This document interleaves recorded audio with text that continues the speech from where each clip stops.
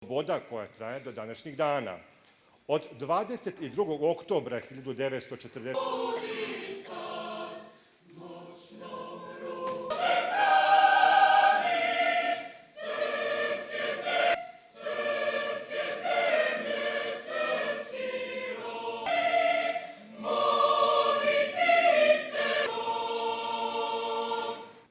Te ideologije zla koje je narodima sveta nanela najviše žrtava u istoriji ljudske civilizacije. Jedan od težišnih zadataka i naravno njemu poklanjamo posebnu pažnju.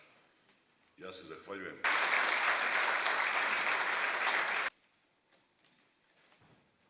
Dame i operaciji koja se završila operacijama za operacija koju kalendarski gleda analizirati i sagledati, međutim nešto je drugo jedinice narodno-oslobodilačke vojske, tako i između da će se ponovo raditi 1944. godine, da se te